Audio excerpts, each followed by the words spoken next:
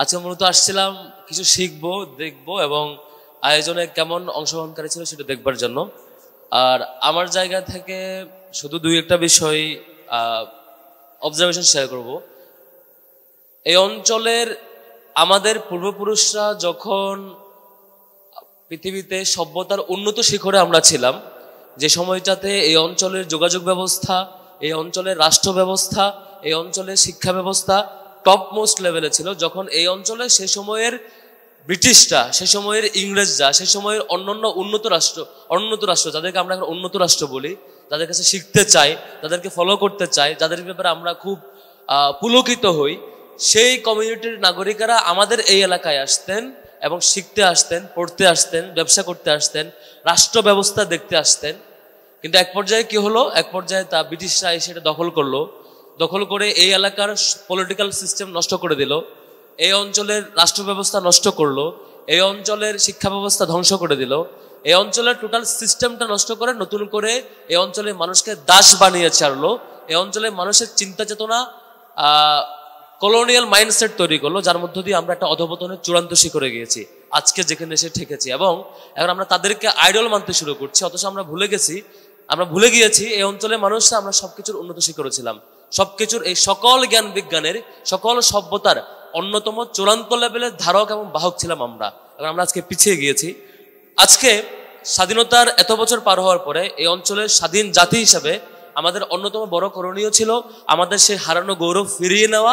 আমাদের করণীয় ছিল আমাদের এই ইয়তদেরকে, এই স্টুডেন্টদেরকে, আমার সকল শিক্ষার্থীকে এই জাতির জন্য উপযোগী করে গড়ে তোলা।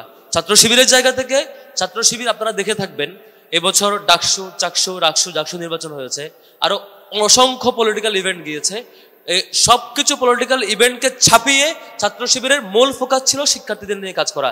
আপনি দেখে থাকবেন প্রত্যেকটা শাখা পর্যায়ে সকল এ প্লাস প্রাপ্ত শিক্ষার্থীকে সংবর্ধনার আওতায় নিয়ে আসা হয়েছে। সকল এ প্লাস পান্নায় রেজাল্ট খারাপ হয়েছে তাদেরকে কাউন্সেলিং এর আওতায় নিয়ে আসা হয়েছে। সকল পর্যায়ে নবীনবরণ প্রোগ্রাম এবং ক্যারিয়ার গাইডলাইন প্রোগ্রাম হয়েছে সারা দেশের সকল পর্যায়ে। আপনি দেখে থাকবেন যে জাতীয় পর্যায়ে সায়েন্স ফেস্ট হয়েছে, আজকে একটা শাখার উদ্যোগের রোবোটিক ফেস্ট হচ্ছে। আবার দেখে থাকবেন যে 26 সাল এখনো আসে নাই, সেটার প্রকাশনা উৎসব হয়েছে, সকল ক্যাটাগরির প্রকাশনা। অর্থাৎ একটা শিক্ষার্থীকে যত ক্যাটাগরিতে যতভাবে ডেভেলপ করা যায়, ছাত্র শিবিরের জায়গা থেকে আমরা সকল পর্যায়ে চেষ্টাটা করে যাচ্ছি শিক্ষার্থীকে তৈরি করবার। কিন্তু দুর্ভাগ্য, এদেশের রাজনৈতিক জনগোষ্ঠী, এদেশের সিলেক্টিভ স্টুডেন্ট অর্গানাইজেশনগুলো তারা চেষ্টা করে একে অপরের পিছুটান কিভাবে দেওয়া যায়, কিভাবে বাজে কাজগুলোকে প্র্যাকটিস করা যায়। দেখবেন ইন্টারনাল এবং এক্সটার্নাল কম্পিটিশন হইলো যে কিভাবে চাঁদাবাজির পরিমাণ বাড়ানো যায়, দখলের পরিমাণ বাড়ানো যায়, কিভাবে ক্যাম্পাসের মধ্যে তার ভাই পলিটিক্সকে ম্যাক্সিমাইজ করা যায়, কিভাবে তার পিছনে কত সংখ্যক শিক্ষার্থী ঘুরবে, এটার প্র্যাকটিস বেশি করা যায়। আমরা ডাকসুতে নির্বাচিত হওয়ার পরে ঘোষণা দিয়েছিলাম যে আজকে নির্বাচন হয়েছে, আজকে রেজাল্ট হয়েছে, এখনের পরে কোনো ধরনের বিজয় মিছিল হবে না, আমরা এখানে ভাই পলিটিক্স করতে আসি নাই। যারা শিক্ষার্থী তার পড়াশোনা করবে, আমাদের জায়গায় কাজ হবে তাদের ফ্যাসিলিটিসকে ম্যাক্সিমাইজ করা, তাদেরকে ফ্যাসিলিটেট করা, লিমিটেশনগুলোকে অ্যাড্রেস করা।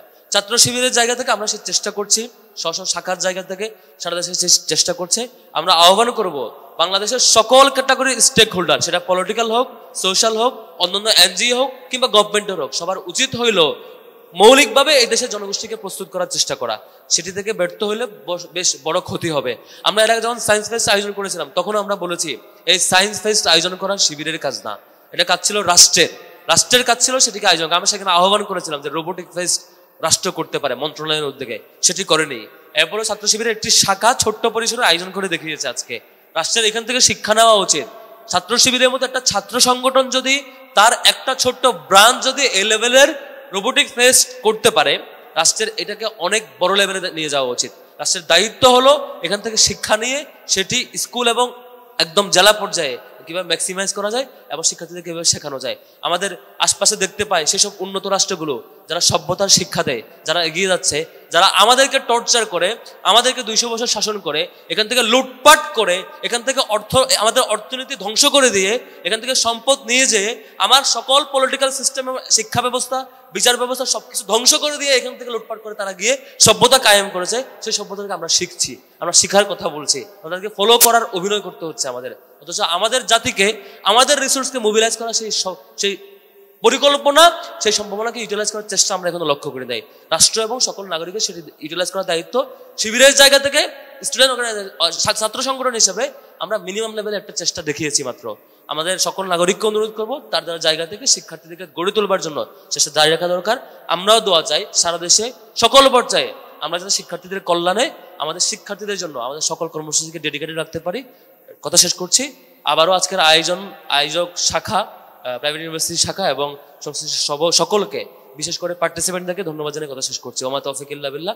আসসালামু আলাইকুম ওয়া রাহমাতুল্লাহ। সম্মানিত উপস্থিতি, প্রাইভেট ইউনিভার্সিটি শাখা কর্তৃক আয়োজিত আজকের এই রোবোটিক ফেস্টে উপস্থিত সম্মানিত অতিথিবৃন্দ এবং সম্মানিত পার্টিসিপেন্ট সবাইকে মোবারকবাদ জানাচ্ছি এই সুন্দর আয়োজনে অংশগ্রহণ করবার জন্য।